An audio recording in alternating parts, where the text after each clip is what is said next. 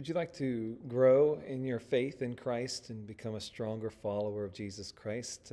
This is a series designed to help support you in that journey of developing in your faith. And one of the aspects of that is developing Christ-like character. And our first step in that, this is a part of a series. If you go to our channel and go under playlists, you'll find a playlist titled The Disciple. And each of those videos are categorized. You'll see a subcategory. One of them is on character or character development.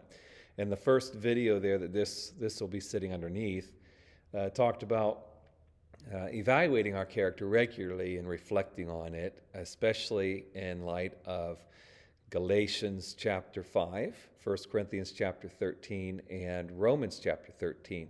But now we're going to dive into some specifics of the characteristics that are listed in those chapters. And for this video, Romans 13, the first 8 verses, first 7 verses of Romans 13.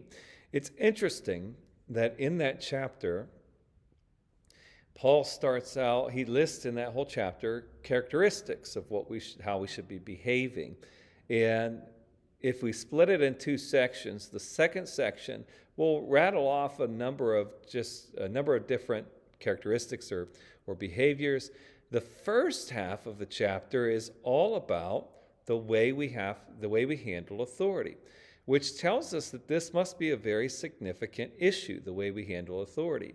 In fact, Jesus encountered a man in Matthew 8, the centurion, who he wanted Jesus to heal. I believe it was his daughter, and Jesus was going to come, and the centurion told him not to come, but he said, "I understand authority. I tell this one to go, and he goes, and I tell this one to stay, and he stays. So just say the word, and my daughter will be healed." And Jesus' response to that man was, "I have not seen faith like this in all of Israel." So this guy had great faith. What was it that demonstrated he had great faith? He understood how authority worked. And so a big part of having Christ-like character is understanding authority and knowing how to work with authority. So in those first 7 verses in Romans 13, and I think that's actually something that's very difficult for us to walk through, because we don't like anybody telling us what to do. We don't like anybody being in charge or making decisions for us. We want to be free to do what we want to do, and that's just not a Christ-like posture. Not that everybody should be able to tell us what to do, but there's people that have authority in our lives, and we need to learn how to respond to those people in authority.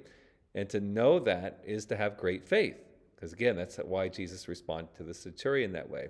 Also, part of our faith is to surrender to authority. That Romans 10, if we confess with our mouth that Jesus is Lord, that he has authority over our lives. So if we want to have strong faith, we're going to have to learn how to interact with authority. So in Romans 1, in the first 2 verses, we are told to submit to authority as if the authority is from God. And so if I disobey, so I got political authorities, I got law enforcement, I have, if I rent a place, I have a landlord, or if I owe debt, I have my debtors. If I have a job, I have a boss. If I'm a part of a church, I have a pastor. And so there's different people in my life. If I'm a child that lives in the home, my parents have authority over me. So there's different people in our lives that have authority over us. And those people have authority from God. That is that if I disobey them, I am not just disobeying that person. I'm disobeying God. So children to disobey their parents, they are disobeying God.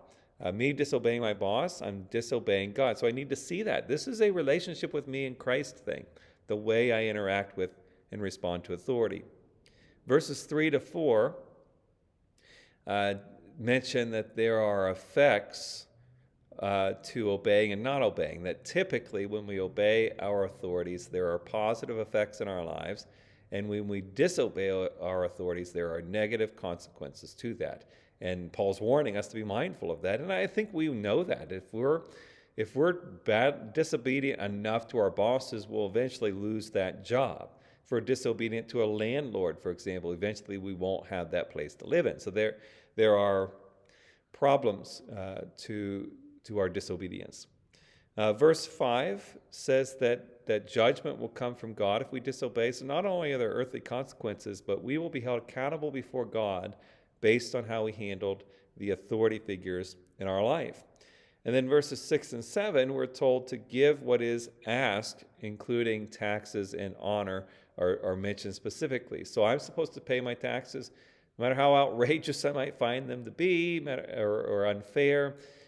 Paying taxes is actually obeying God. If my earthly authorities require the payment of taxes, then I must pay those taxes in order to be obedient to the Lord. And if I'm required to give certain amount of respect or honor to the authorities in my life, then I must do that out of my obedience to the Lord.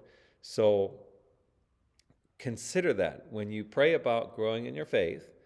Consider what your character is like. Are you submissive to your parents if you still are a child living in the household, your husband, your boss, your pastor, your landlord, the government authorities?